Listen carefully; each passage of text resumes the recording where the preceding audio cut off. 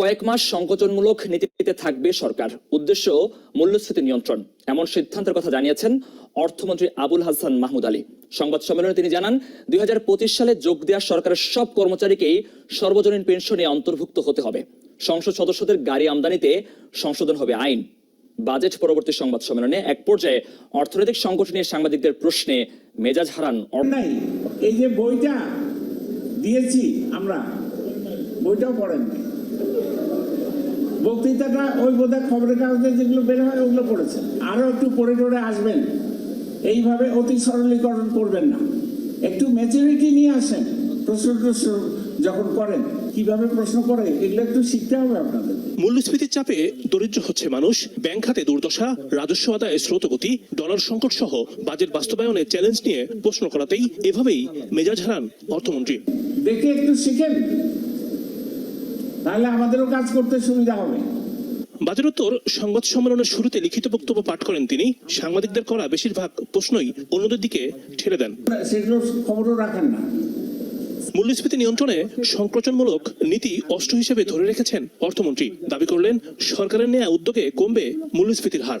মূল্যস্ফীতি নিয়ন্ত্রণের লক্ষ্যে প্রয়োজনীয় সকল পদক্ষেপ আমরা নিয়েছি।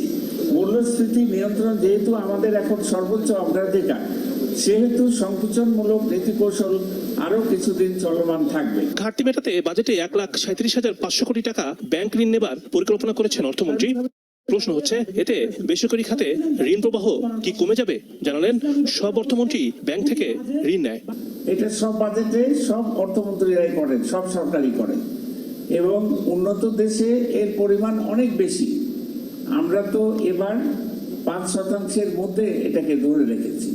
কাজে এটা এত কিছু ইম্পর্টেন্ট জিনিস নয়, তো এটা নিয়ে আপনার চিন্তার কোনো কারণ নেই।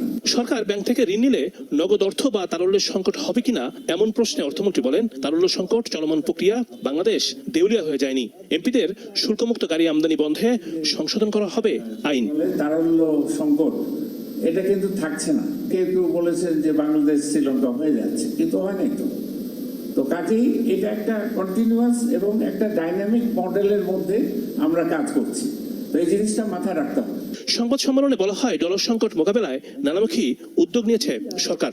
সংসদে অফশোর ব্যাংকিং আইনটিও পাশ হয়েছে, যেখানে অফশোর ব্যাংকিং আইনের মাধ্যমে অফশোর ব্যাংকে বিদেশ থেকে ফরেন কারেন্সি রাখা যাবে, ডিপোজিটেও রাখা যাবে, এবং খুব অ্যাট্রাকটিভ ডিপোজিট রেটের কথা সেখানে দেওয়া আছে। অফশোর ব্যাংকিং এর মাধ্যমে কিন্তু যথেষ্ট ফরেন কারেন্সি বাংলাদেশ এক্সপেক্ট করছে। সর্বজনীন পেনশন স্কিমে সবাইকে অন্তর্ভুক্তির প্রত্যয় ব্যক্ত করা হয়। বাংলাদেশ ব্যাংকে সাংবাদিক প্রবেশে নিয়ন্ত্রণ করায় সংবাদ সম্মেলনে গভর্নরের বক্তব্য বর্জন করেন সাংবাদিকরা।